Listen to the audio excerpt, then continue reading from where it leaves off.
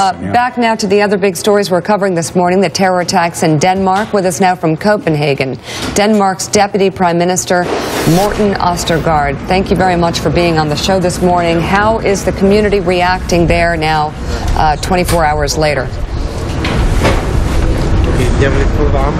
Well, it has been a travesty of a tragic weekend in Copenhagen, but I visited the Jewish synagogue yesterday and now here back at the scene where it all started, and I think there is a sense of a collective calm where we are standing tall and standing together because we love our society, want to stay open and have a place where you can meet and debate freely, do your religious rituals freely, and therefore there is today, I think, a sense of unitedness in Denmark.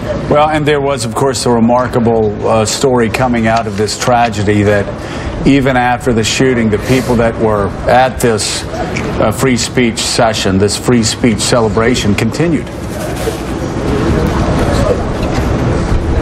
Yeah, I mean, amazing in the sense that they were in the middle of a unbelievable turmoil, and then they continued. And I think everywhere we're seeing signs of the Danish people rising against this evil that we've experienced, and today we have such a gratitude towards the law enforcement community who very speedily got hold of the perpetrator, who is now deceased, and today on the internet there is a Smile Back campaign to the law enforcement community because they've done such a tremendous job of restoring safety in Copenhagen and in Denmark in general.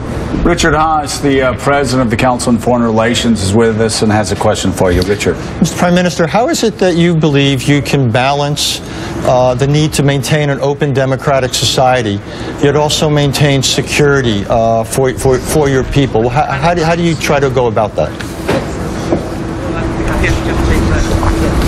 Well, we already, after the tragic events in Paris earlier this year, started a full review of our safety system and our guards against terrorism, and we will of course be introducing new measures, but what we won't do is that we won't in the process lose out on the values that we've built our communities on, and therefore our ambition is to safeguard the free speech as long or while we keep our communities safe, and that does mean we have to take new measures, but it will under no circumstances mean that we will reduce our openness and the way that we conduct ourselves in Denmark.